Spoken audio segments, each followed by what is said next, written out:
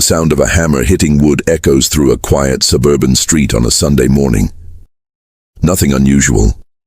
Just another family building their future. But what happens when that hammer becomes a threat? When that family becomes a target?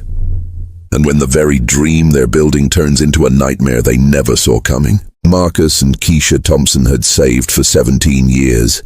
17 long years of double shifts, missed vacations, and dreams deferred. Every penny counted. Every sacrifice recorded in the worn notebook Keisha kept tucked in her nightstand. The notebook where she'd sketched their dream home since their daughter Amara was just 2 years old. Now Amara was 19, away at college, and finally, the Thompsons had enough. Enough for the land, enough for the materials, enough to build it themselves.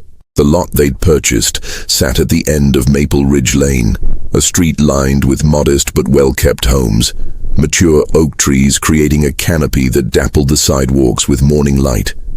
It was perfect, quiet, safe, everything they'd worked for. The kind of neighborhood where kids could ride bikes until the streetlights came on, where neighbors borrowed sugar and remembered each other's names. Marcus stood on the empty lot that first morning, dirt under his boots, blueprint in his weathered hands. He was a contractor by trade, had built dozens of homes for other families. Now it was his turn. His calloused fingers traced the lines on the paper, seeing not just wood and concrete but memories yet to be made. A kitchen where Keisha would experiment with new recipes. A front porch where they'd grow old together, watching grandchildren they didn't even have yet. The first week went smoothly. Too smoothly, perhaps. Marcus and his crew, including his brother Devon and 2 longtime friends, worked dawn to dusk. The foundation went in clean. The framing started rising like bones of something beautiful. Neighbors would slow their cars as they passed, some waving, others simply staring. Marcus always waved back, always smiled. This was going to be home. Then came the second Monday. Marcus arrived at 6:30 in the morning, coffee in hand, ready for another productive day. But something was wrong. He felt it before he saw it. The construction materials they'd carefully stacked and covered were scattered across the lot. Lumber lay in the mud. Bags of concrete mix had been slashed open, their contents spilling like grey snow across the dirt. Someone had been here. Someone had done this deliberately. Keisha's hands shook when she got the call. Not from fear, but from something else. Something she'd felt before, but had hoped she'd left behind in other neighborhoods, other times. She drove to the site immediately, her jaw set, her eyes hard. She'd seen this movie before, knew how it started, prayed this time would be different. They cleaned up, didn't file a report. Marcus told himself it was probably just kids. Bored teenagers with nothing better to do on a Sunday night. The neighborhood seemed nice enough. No reason to assume the worst. No reason to see shadows where there might only be coincidence. But on Wednesday, it happened again. This time worse. Someone had spray-painted words across their newly erected walls. Words that made Devon want to call the police immediately, that made Marcus's carefully maintained calm crack just slightly at the edges. They painted over it, white primer covering hate. But the message had been received. That evening, Keisha sat in their small rental house 3 miles away, the notebook open on her lap. The sketches suddenly seemed naive. Childish even. Had they been foolish to think they could have this? To think they belonged on Maple Ridge Lane? She closed the notebook, but she didn't put it away. Not yet. Friday morning, Marcus arrived to find a police car already parked at his construction site. His heart sank. Had there been another incident? But as he pulled up, he realized the officer wasn't examining damage. He was talking to someone. A man Marcus hadn't seen before standing in his yard, pointing at the construction site with aggressive gestures. The man was tall, somewhere in his 60s, with silver hair and a face that looked like it had forgotten how to smile years ago. He wore a golf shirt and khakis, the uniform of comfortable suburban retirement. His name, Marcus would soon learn, was Richard Caldwell. He lived in the house directly across from their lot, and he had opinions about what was happening on Maple Ridge Lane. Marcus approached slowly, keeping his hands visible, his voice measured. Years of being a black man in America had taught him how to move in moments like these, how to make himself smaller, less threatening, more palatable. He hated that he knew these things, hated that his son, if he ever had one, would need to learn them too. The officer, young with uncertain eyes, turned to Marcus. "Mr. Caldwell here says you don't have proper permits for this construction. He says there's been excessive noise before 7 a.m. He says vehicles are blocking the street." Marcus pulled the permits from his truck, every single one in order, stamped approved. The officer examined them, nodded, seemed relieved to have an easy answer. "Everything looks fine, Mr. Caldwell. They're well within their rights." But Richard Caldwell didn't move, didn't acknowledge the permits or the officer's words. He stared at Marcus with something that wasn't quite rage, but wasn't far from it either. "This neighborhood has standards," he said quietly. "Standards that have kept it nice for 40 years. We don't need construction bringing down property values. We don't need that kind of element here." The words hung in the air like smoke. That kind of element. The officer shifted uncomfortably. Marcus said nothing, but his jaw tightened imperceptibly. Devon, standing nearby, took a step forward, but Marcus held up a hand. "Not yet. Not here. Not like this." The officer left. Richard Caldwell walked back to his house, but Marcus could feel eyes watching from the window, could feel the weight of that gaze every morning after. The construction continued, but the joy had leaked out of it like air from a punctured tire. Every car that slowed down felt like surveillance. Every neighbor who didn't wave felt like judgment. Then came the day that changed everything. The day when building a dream became something else entirely.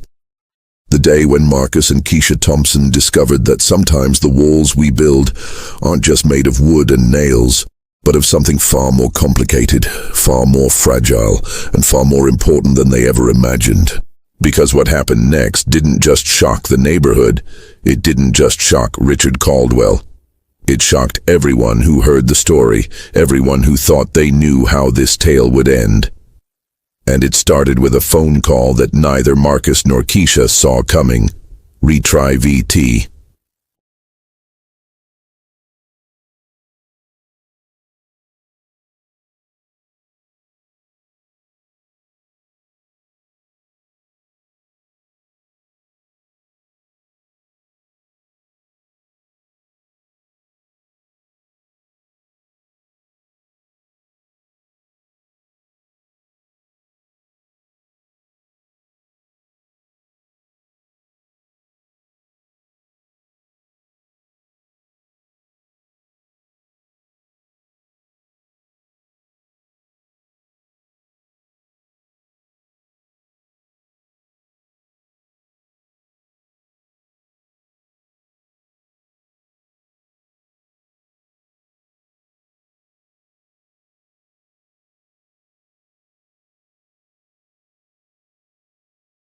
The phone call came on a Tuesday afternoon while Keisha was at work.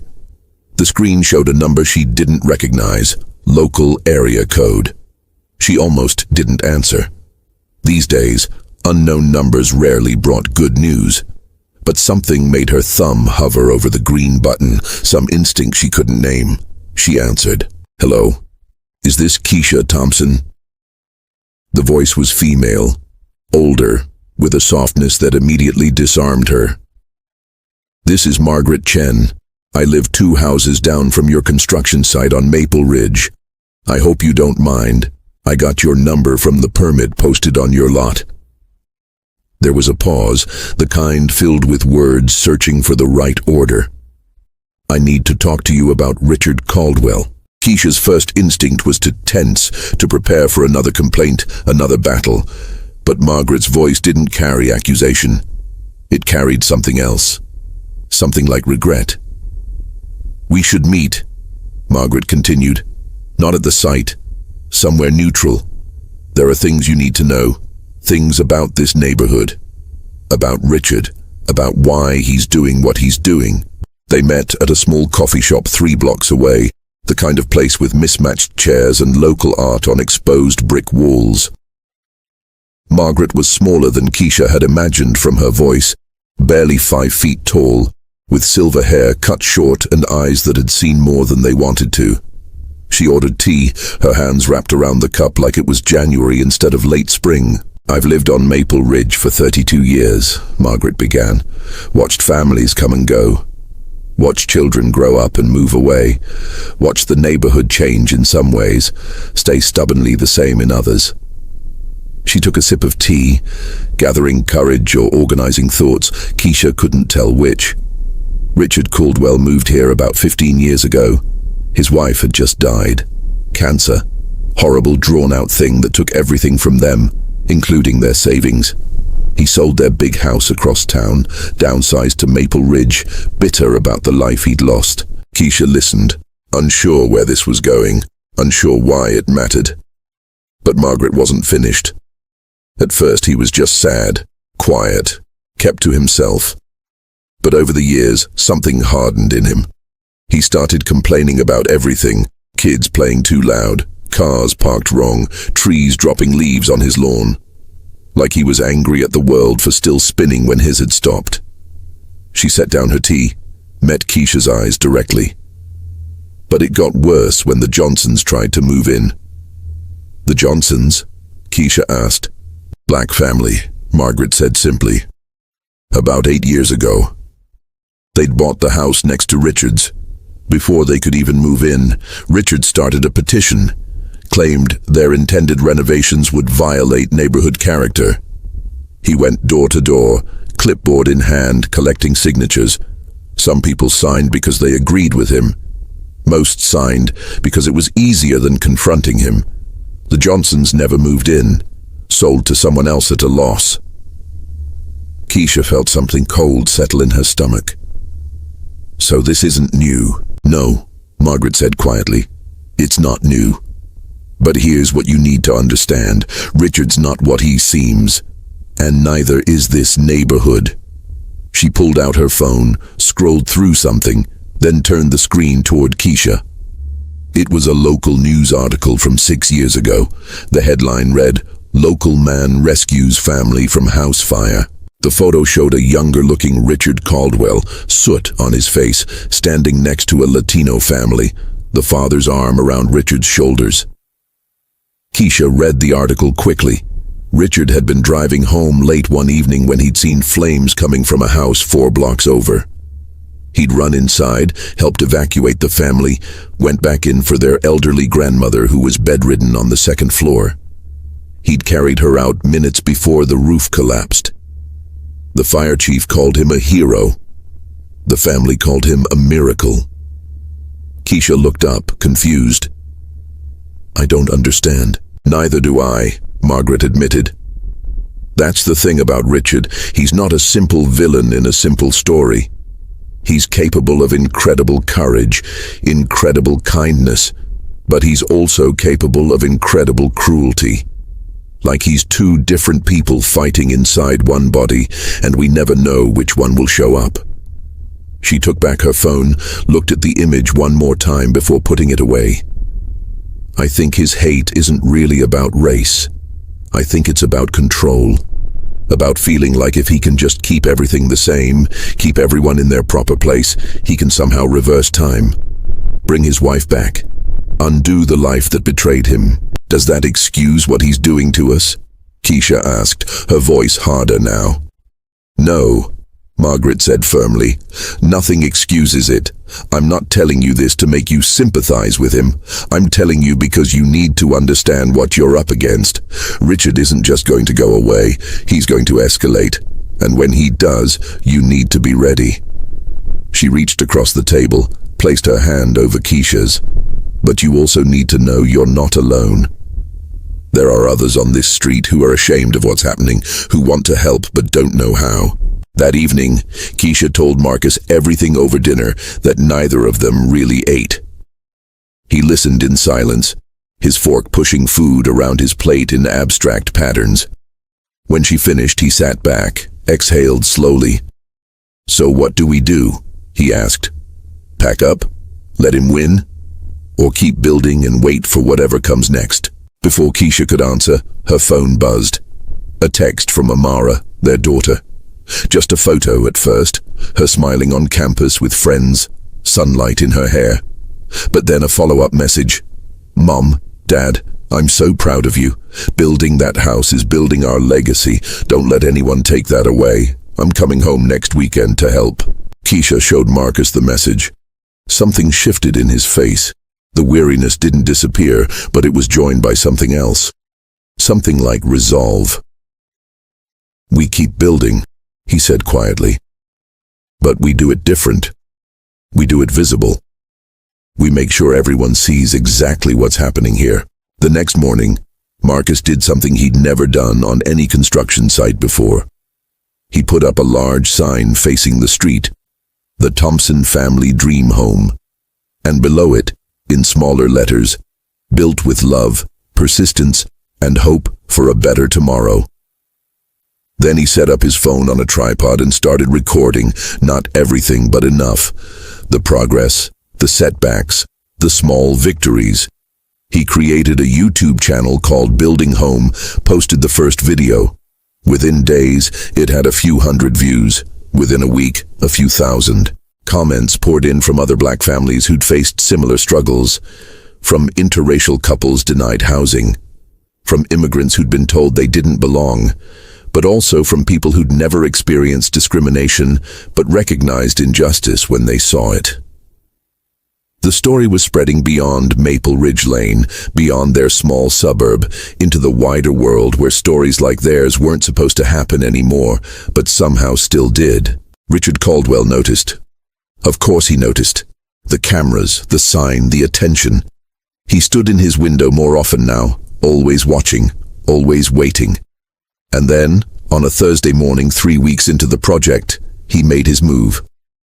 Marcus arrived at 7 a.m. sharp to find Richard already on the construction site, not vandalizing this time, just standing there in the middle of what would become the Thompsons' living room, arms crossed, waiting. When Marcus approached, Richard didn't move.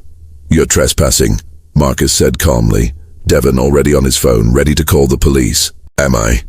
Richard asked. "Or am I standing on property that's destroying my neighborhood? That's bringing attention we don't want. That's changing everything we've worked to preserve." Marcus could feel his crew tensing behind him, could feel the phone in his pocket where the camera was recording everything. This was the moment Richard wanted. The confrontation, the explosion, the justification for whatever he planned to do next. But Marcus had learned something in 43 years of life. He'd learned that sometimes the most powerful thing you can do is refuse to play the game. "Mr. Caldwell," he said, his voice measured, almost gentle. "I don't know what you've lost. I don't know what pain you carry. But I know this. We bought this land legally. We have every permit. We're building a home for our family. Just like you did once. Just like everyone on this street did. We're not your enemy. We're just people trying to build something good." Richard's face did something strange then. For just a moment, just a flicker, the hardness cracked. Something underneath showed through, something raw and wounded and almost human. But then it sealed over again, and he turned and walked away without another word. The police came anyway. Richard had called them before Marcus even arrived, claimed there was illegal construction happening, claimed there were safety violations, claimed a dozen things that weren't true. The officer who responded was different this time. Older, tired. He looked at the site, looked at the permits, looked at Richard standing in his doorway across the street, and Keisha could see him making calculations, weighing what was right against what was easy. Weighing justice against keeping the peace. "Everything's in order here," the officer finally said. Then he turned to Richard. "Mr. Caldwell, this is the third call this month. If you continue to make false reports, you'll be cited for misuse of emergency services." He drove away, and for a moment, Keisha let herself believe it was over. But that night, something happened that nobody predicted. Something that revealed the true complexity of the story they were all living. Because at 9:30 p.m., as Marcus and Keisha sat in their rental reviewing the day's footage, a knock came at their door. And when Marcus opened it, he found Richard Caldwell standing on his porch, his face illuminated by the harsh light, tears streaming down his weathered cheeks. Retry VT.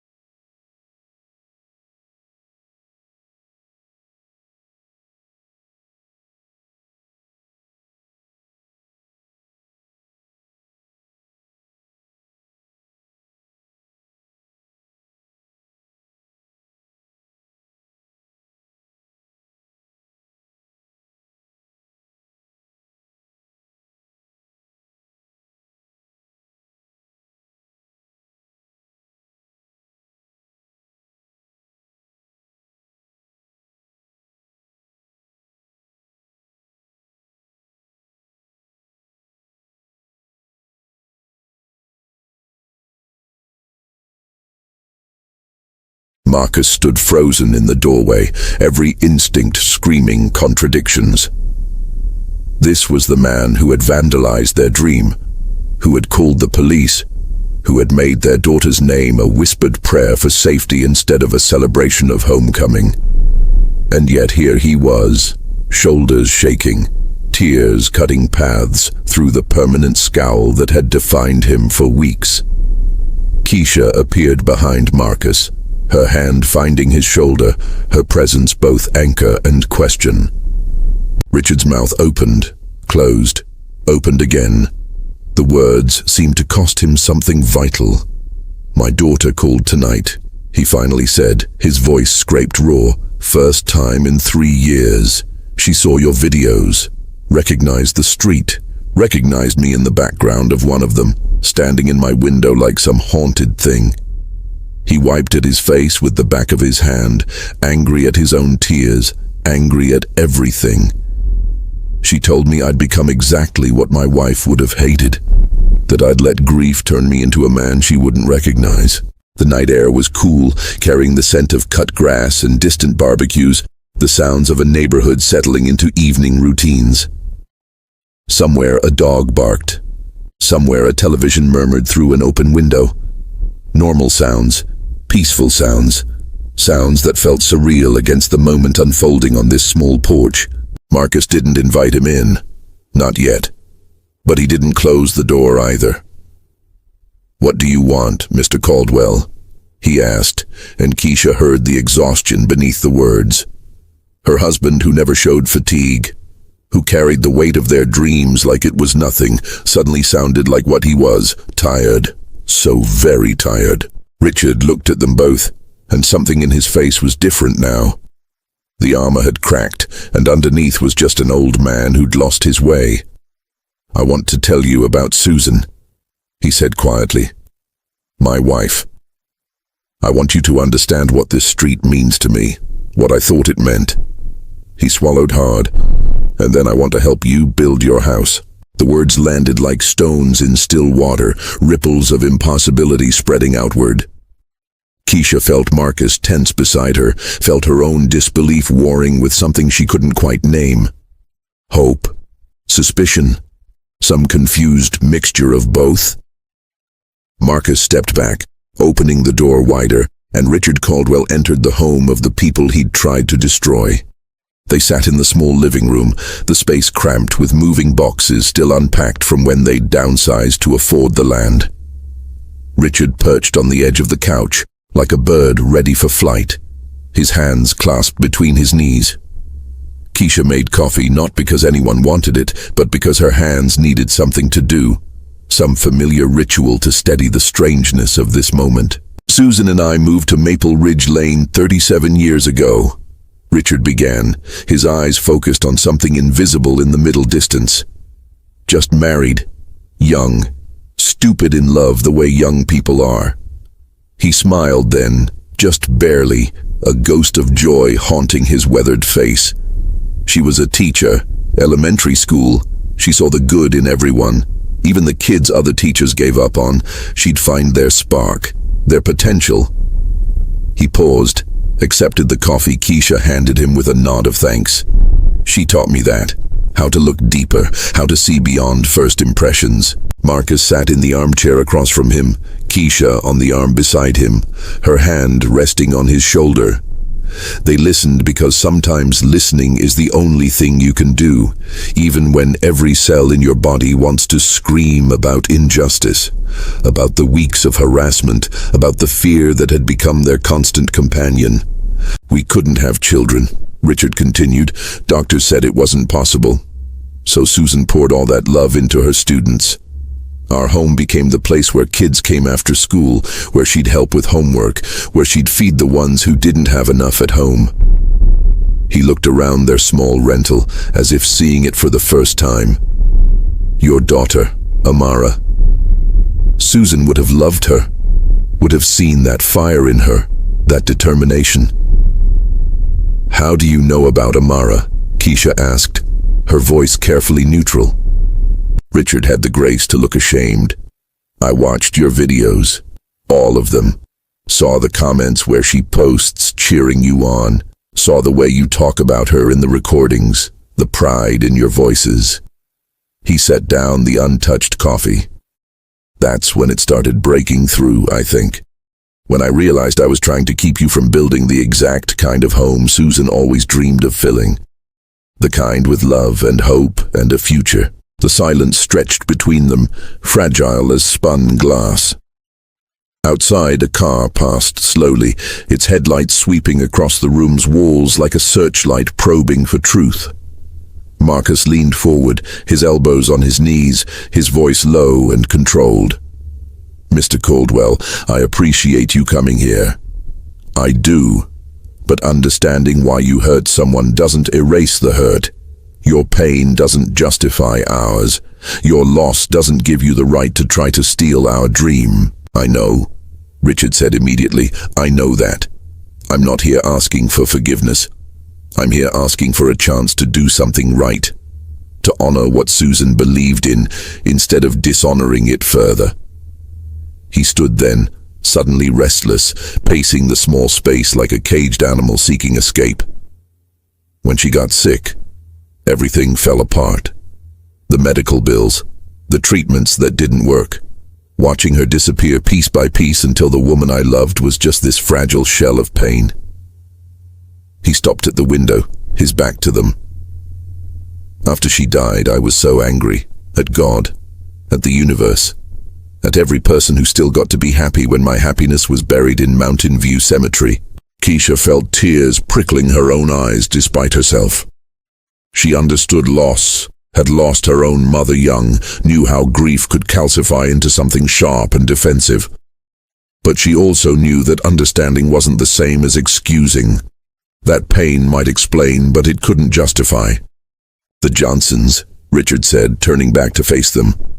The family Margaret told you about. That was the beginning of me becoming this. He gestured at himself with something like disgust.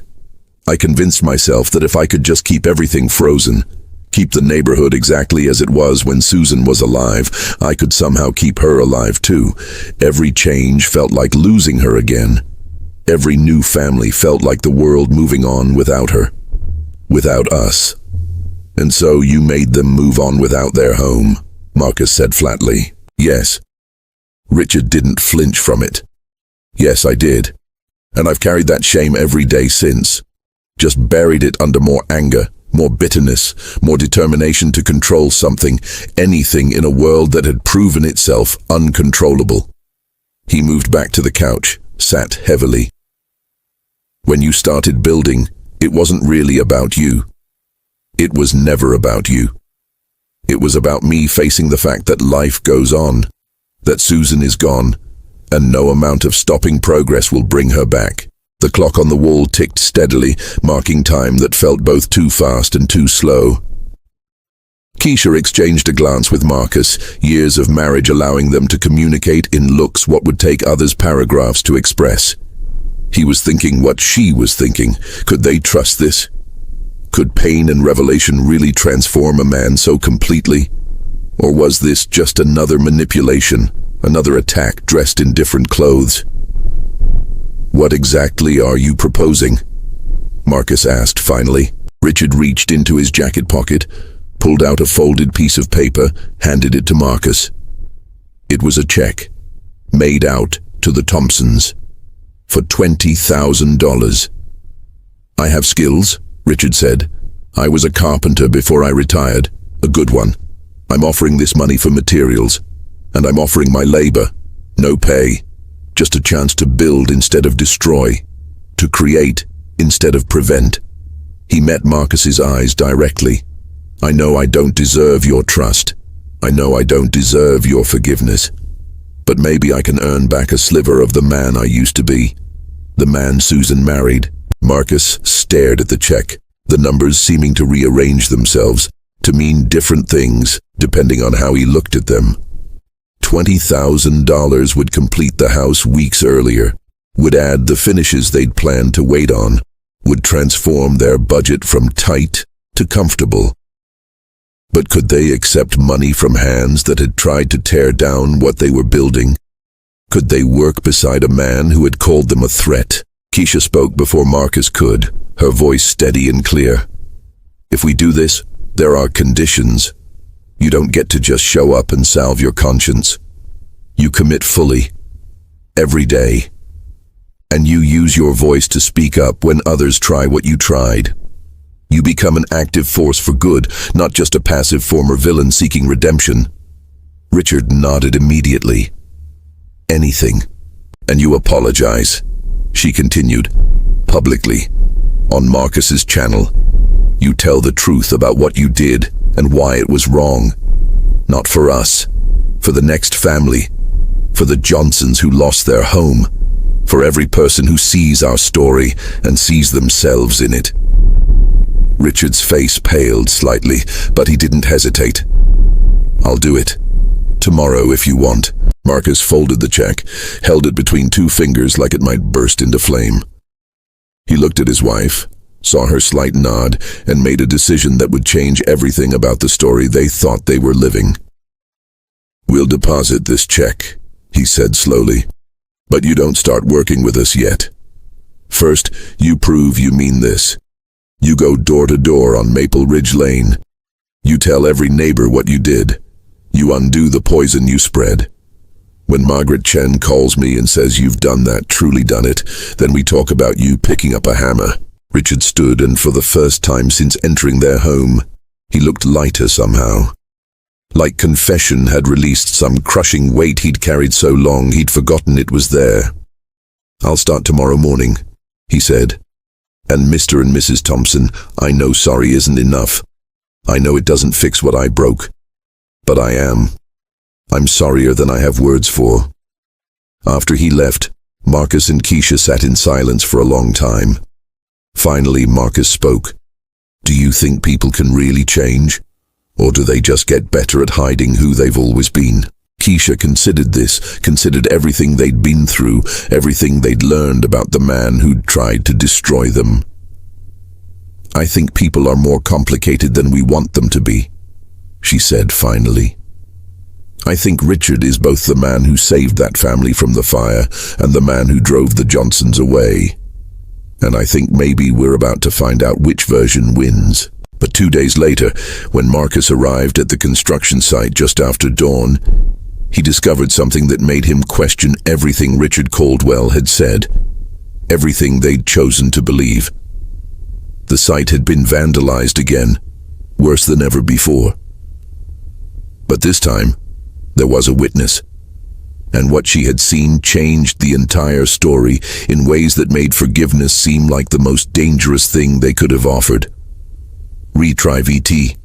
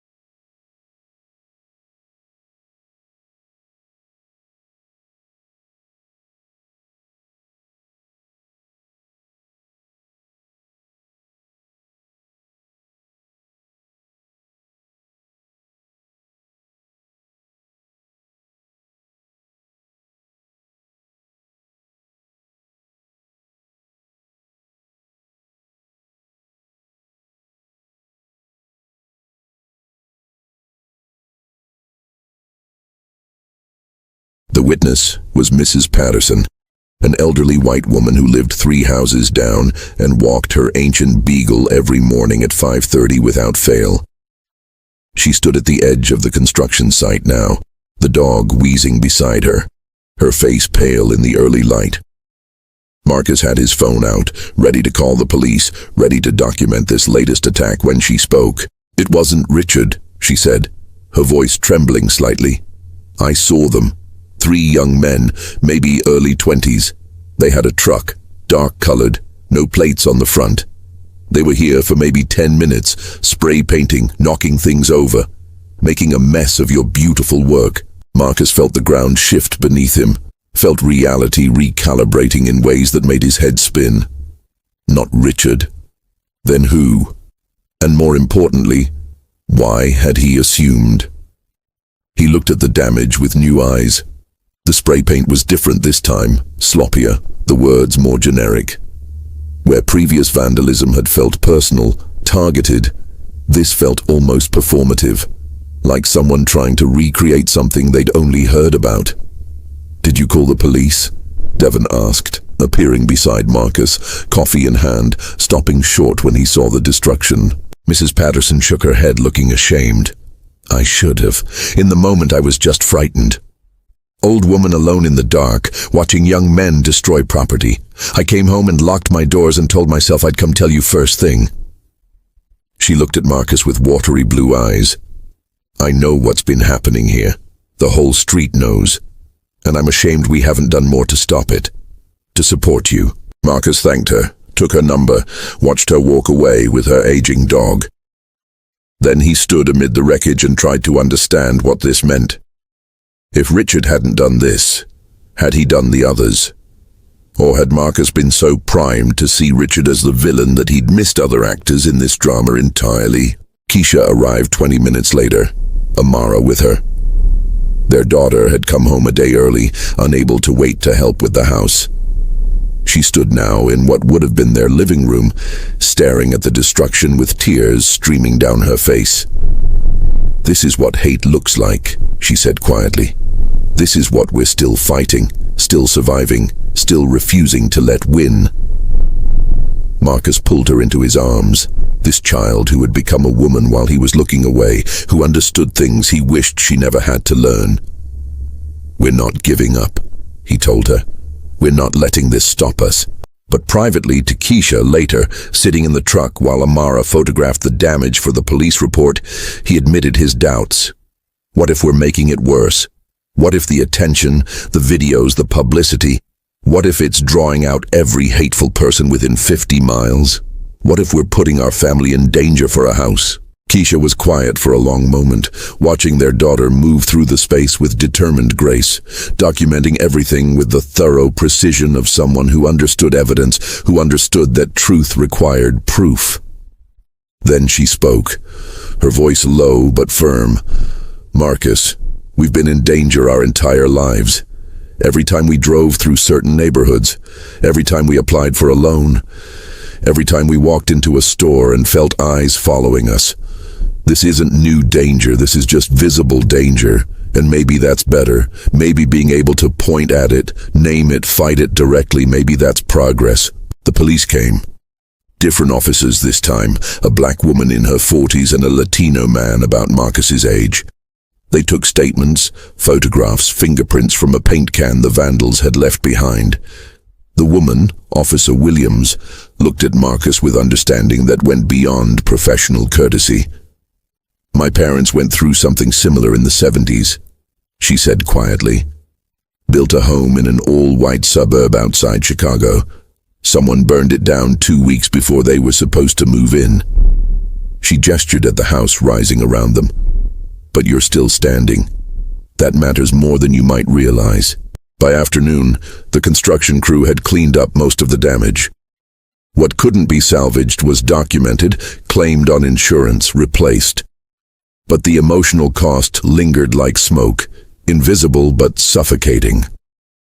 Marcus found himself jumping at sounds, seeing threats in every slowing car, every unfamiliar face. He hated this.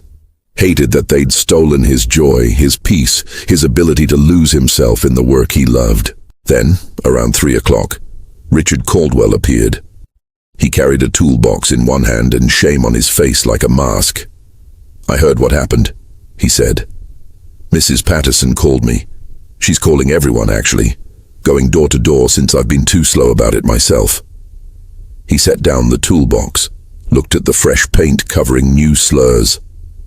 "I know you said to wait. I know I haven't earned the right to be here. But I couldn't stay away. Not when this happened." Marcus studied him, this man who contained multitudes, who refused to be easily categorized. "You really didn't do this?" Richard met his eyes steadily. "I really didn't. I meant what I said the other night. Every word. I'm done destroying things, including myself." Amara approached, and Marcus saw Richard notice her for the first time. The old man's face did something complicated, a mixture of recognition and regret. "You must be Amara," Richard said. "I'm Richard Caldwell. I'm the man who made your parents' lives hell for the last month." Amara didn't smile, didn't offer false comfort. "I know who you are," she said. "I've seen the videos. Seen you watching from your window like we were invaders instead of neighbors." She crossed her arms. This young woman with her mother's eyes and her father's backbone. "So what changed? You suddenly develop a conscience? Or did you just realize the internet was watching?" Richard flinched, but didn't look away. "Both, probably," he admitted. "Shame is a powerful motivator when it's public. But also, honestly, talking to my daughter. Being forced to see myself through her eyes, through Susan's eyes.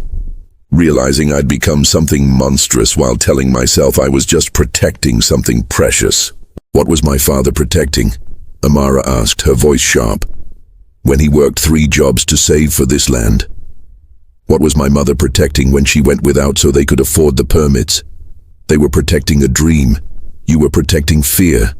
There's a difference." The silence that followed was broken by the sound of cars pulling up. Multiple cars. Marcus turned to see neighbors emerging, more than he'd ever seen gathered at once. Margaret Chen was there, and Mrs. Patterson with her beagle. A young couple he'd waved to but never spoken with. A family with 3 children who'd always stared from their yard. More than a dozen people total, filling the construction site, looking uncomfortable but determined. Margaret stepped forward, appointed or self-selected as spokesperson. "We've been talking," she said, "since Mrs. Patterson started calling people, since Richard started making his rounds, confessing what he did." She looked around at the gathered neighbors. "We're ashamed. We should have spoken up sooner, should have supported you instead of staying silent, should have been the community we claim to be." A man in his 30s, wearing a suit like he'd come straight from work, cleared his throat. "I'm David Preston. I live 6 houses down. I'm a contractor too." He looked at Marcus directly. "I'd like to volunteer some time. Help you get this finished. Show my kids that when something wrong happens, you don't just feel bad about it, you take action." Others murmured agreement, offered supplies, offered labor, offered presence. "We want to help," Mrs. Patterson said, her voice stronger now than it had been in the dim morning light. "We want you to know you belong here, that we want you here." Keisha, standing beside Marcus, felt tears she refused to let fall. This was what they'd dreamed of when they'd bought the land. Not just a house, but a home. Not just neighbors, but community. But it had taken destruction to build it, required falling down before hands reached out to lift them up. Why, she wondered silently, did it always have to be this way? Why did they have to prove their worth, earn their place, fight for what should have been freely given? Amara must have seen something in her mother's face because she stepped closer, took her hand, squeezed. "We take the help," she whispered. "We accept the apology, but we don't forget what it cost to get here." Over the next week, the construction site transformed. Not just the building, which rose faster with volunteer labor, but the atmosphere. What had been a battlefield became something else. a place where David Preston showed Marcus's crew a better technique for corner joints, where Margaret brought lunch for everyone, her Chinese cooking filling the site with aromas that made mouths water and barriers dissolve, where Richard Caldwell worked beside Devon, the two men finding unexpected common ground in their shared love of precision, of craft, of building things that lasted. But underneath the progress, Marcus felt it. A current of unease he couldn't quite locate. The original vandalism had never been solved. The perpetrators of the recent attack hadn't been caught. And sometimes, when he looked around at the smiling neighbors, the helpful hands, the sudden community, he wondered if this was real or performance. Genuine change or guilt management.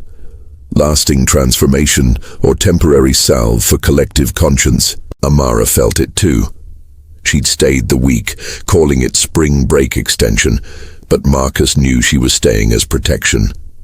Guardian and witness both. She'd set up her laptop in what would be their kitchen, editing footage, posting updates, building their audience. The story had gone viral now, picked up by local news, then regional, then national. People from across the country were following the Building Home channel, invested in this family's struggle, in this neighborhood's redemption arc. But on Friday evening, as the sun set orange and red behind the house's skeleton, casting long shadows across the plywood floors, Amara found something. A comment on one of the older videos, buried among thousands of others. A comment that made her blood run cold. A comment that suggested the story everyone thought they understood was actually something else entirely. She called Marcus over, showed him the screen, and watched her father's face change as he read words that reconfigured everything they thought they knew about who was watching them, who wanted them gone, and why the attacks had happened in the pattern they had. Because it wasn't random. It had never been random. And the real threat wasn't who they thought it was at all. Retry VT.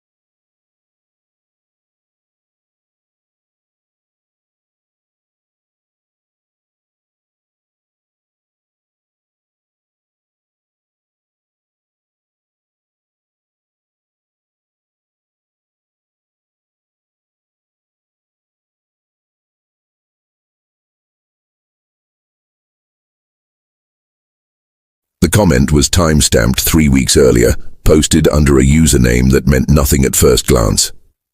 But the words were specific, too specific. It read, "Enjoy building while you can. Some neighborhoods aren't meant for everyone. Some people need to learn their place. This is just the beginning." Marcus felt ice flood his veins as he scrolled through the user's comment history. Dozens of posts across multiple videos, all threatening, all detailed, references to their schedule, to when the crew left at night, to the materials they'd ordered. This wasn't random hatred from some distant troll. This was surveillance. This was targeted. This was someone who had been watching them closely, documenting their movements, planning something beyond simple vandalism. "Call Officer Williams," Marcus said, his voice tight. "Now." But Amara was already clicking deeper, following a trail only someone of her generation would know to look for. The username linked to a gaming profile. The gaming profile had a real name attached, and that name made Marcus's world tilt sideways, made every assumption they'd operated under collapse like the house of cards it had always been. The name was Jason Caldwell, Richard's son. For a moment, no one spoke. The construction site around them felt suddenly exposed, vulnerable. The shadows were deeper now, the silence heavier. Marcus looked toward Richard's house across the street, saw lights on in the windows, saw the shape of the man who'd been working beside them all week, who'd seemed genuinely changed, genuinely remorseful. "He has a son?" Keisha asked, her voice barely above a whisper. Amara was typing furiously, pulling up social media profiles, public records, anything she could find. Jason Caldwell, age 27, lives in the city, about 40 minutes away. She clicked through photos, found one that made her stop. There, that's him, at a rally. She turned the laptop so her parents could see. The photo showed a young man at what was clearly a white nationalist gathering, holding a sign with rhetoric that made Marcus's stomach turn. Marcus sat down heavily on a stack of lumber, his hands shaking. Richard never mentioned a son. "Why would he?" Devon said, appearing from the house's interior where he'd been installing electrical. "If your kid turned into that, would you bring it up in casual conversation?" He looked at the screen, his face hardening. But he had to know his son might be behind this. "Unless he didn't," Keisha said slowly. She was thinking out loud now, piecing together a puzzle none of them had known they were solving. Richard said his daughter called him, the one he hadn't spoken to in 3 years. What if there's a reason they don't talk? What if she left because of Jason? What if the family broke apart over more than just grief? Officer Williams arrived within 20 minutes, another detective with her. They took the laptop, documented everything, ran Jason Caldwell's name through their system. The results painted a picture of escalation, minor arrests, disturbing online activity, known associations with extremist groups. Nothing that had stuck legally, but a pattern that suggested someone capable of exactly what had been happening on Maple Ridge Lane. "We need to bring in Richard Caldwell," the detective said. "If his son is involved, he may know more than he's told you." Marcus felt loyalty war with suspicion. The man had worked beside them all week, had seemed genuine, had confessed and apologized and tried to make amends. But had he known? Had everything been theater while his son planned something worse? They called Richard, asked him to come over, told him only that they needed to talk.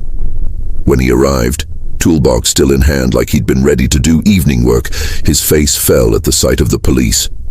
"What happened?" he asked immediately. "Another attack?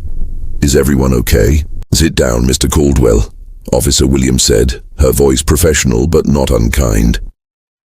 Richard sat, listened as they explained what they'd found, watched as they showed him the comments, the photos, the profile of his son that he'd clearly never seen or perhaps had refused to look at. His face went through a progression of emotions that would have been almost comic if they weren't so painful. Confusion, disbelief, recognition, horror. And finally, a grief so profound it seemed to age him years in moments. "I didn't know," he said, and Marcus believed him. "God help me, I didn't know. When Susan died, Jason blamed me, said if I'd been a better provider, we could have afforded better treatment, could have saved her. He left, moved to the city. We haven't spoken in 5 years, 5 years of silence, and I told myself it was better that way, that we both needed space to grieve." "Did you tell him about the Thompsons?" the detective asked. "About the construction?"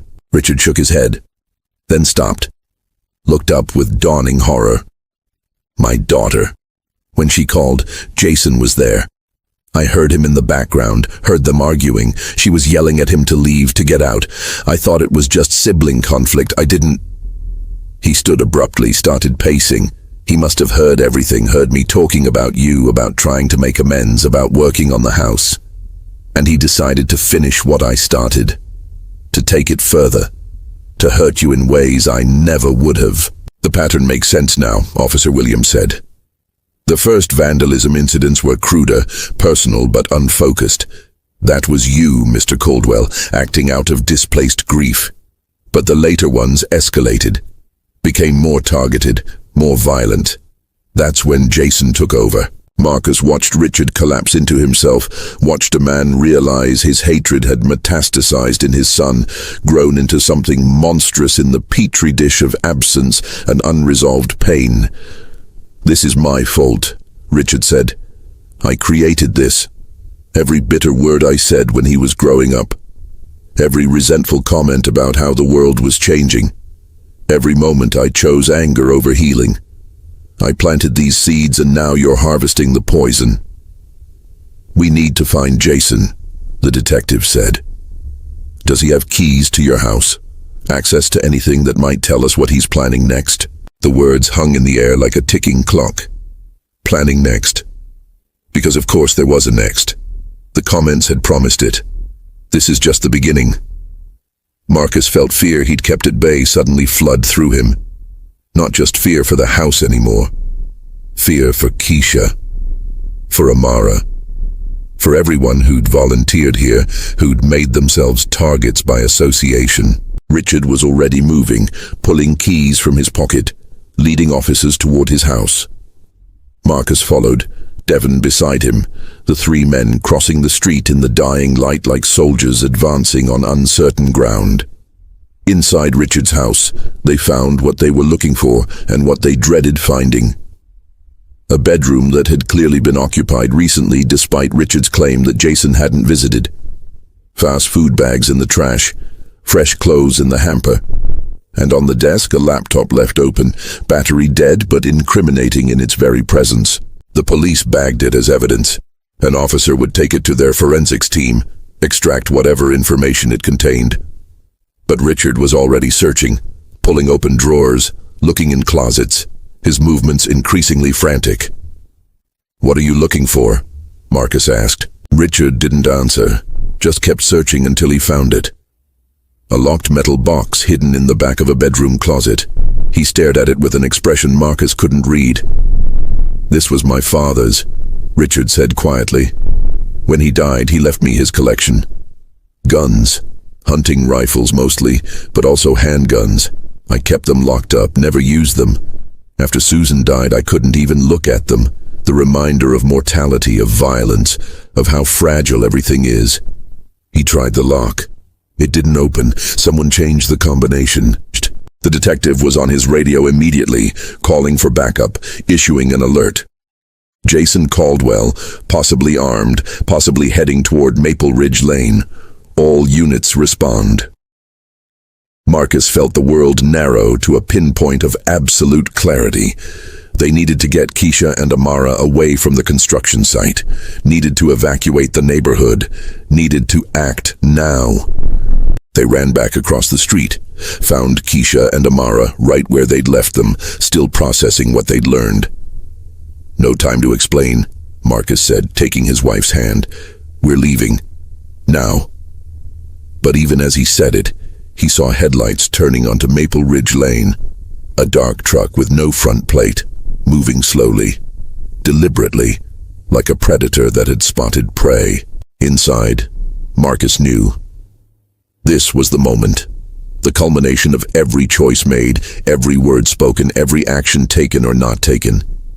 This was where Richard's original hatred and Jason's evolved extremism collided with the Thompson family's simple dream of home.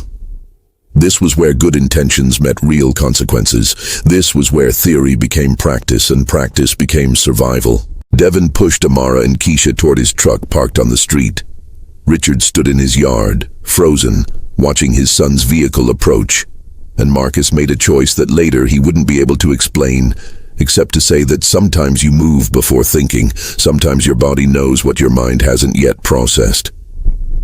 He walked toward the approaching truck, stood in the middle of the street, refused to move. The truck stopped, engine idling, headlights bright enough to blind. For a long moment, nothing happened. Then the driver's door opened and Jason Caldwell stepped out.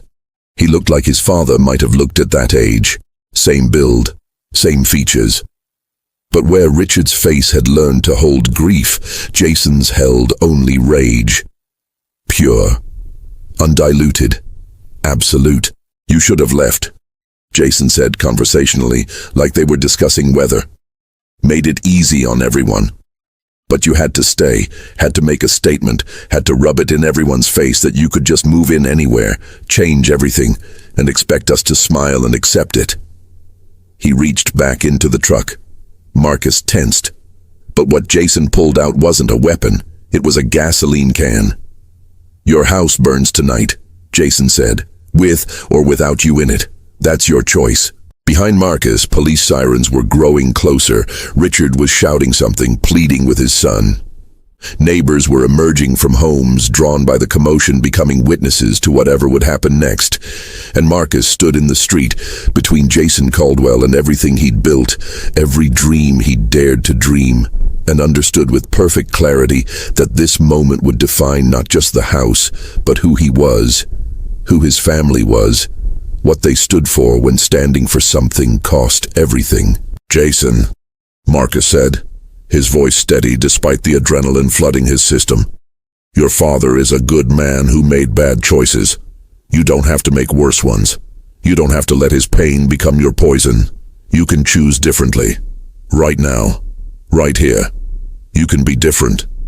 Jason laughed, sharp and bitter. "You don't get it. This isn't about choice. This is about truth, about natural order, about keeping what's ours." He unscrewed the gas can cap. "Last chance. Walk away."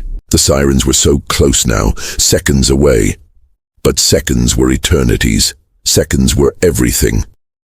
Marcus saw Keisha breaking free from Devon, running toward him, saw Amara with her phone up, recording because that's what you did now, because evidence mattered, because the world needed to see.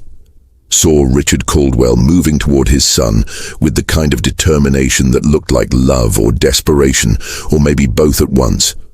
And then everything happened too fast and too slow simultaneously, time doing that strange thing it does when reality fractures. When the moment you're living becomes the story you'll tell forever. Retry VT.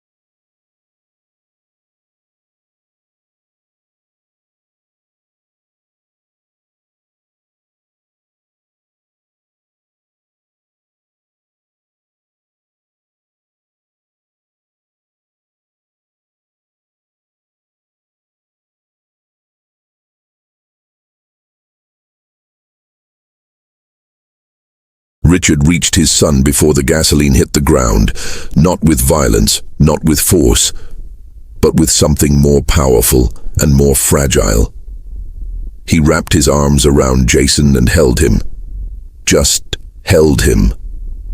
The way a father holds a child waking from a nightmare. The way you hold someone who's drowning, even when you can barely swim yourself.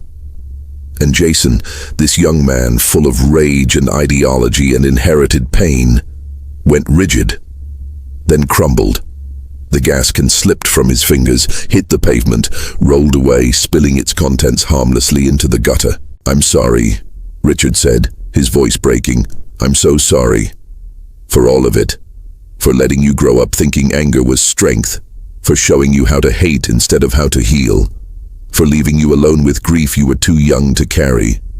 I failed you. I failed your mother. I failed myself. But you don't have to fail yourself. Not tonight. Not like this." Police cars screeched to a stop, officers emerging with weapons drawn, shouting commands. But the threat had already dissolved, transformed into something else entirely. Jason stood in his father's arms and wept like the child he'd never been allowed to be after his mother died, after his family fractured, after pain calcified into ideology, and ideology justified action. They arrested him anyway. Had to. Threats had been made, evidence existed. But as they led him away, Jason looked back at his father with an expression that contained multitudes. Rage still, yes, but also recognition. The beginning of understanding.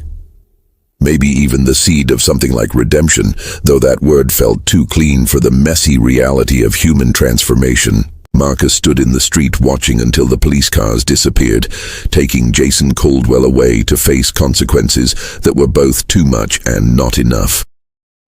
Keisha and Amara reached him simultaneously, the three of them forming a unit that had weathered something they'd never expected to face when they'd first dared to dream of building a home. Officer Williams approached, her face tired but relieved. "We'll need statements from all of you. But tomorrow's fine." Tonight she looked at the construction site, at the house rising skeletal but beautiful against the darkening sky. "Tonight, you should rest. You've earned it." But rest felt impossible. Marcus walked back to the site, his family following, and they stood in what would become their living room. Stood where walls would go up, where furniture would be placed, where life would be lived. The space felt different now. Heavier somehow. Weighted with everything that had happened here, everything it had cost to claim this ground. Richard appeared in the doorway, hesitant. "I'll understand if you want me to leave. If you never want to see me again. What my son almost did. What I enabled by my own hatred. I know there are things that can't be forgiven." Marcus looked at this man, who contained contradictions, who had been villain and ally, obstacle and helper, who had saved lives and ruined them, sometimes simultaneously. Keisha spoke before Marcus could. "We're all works in progress, Mr. Caldwell. All of us trying to be better than we were yesterday. What matters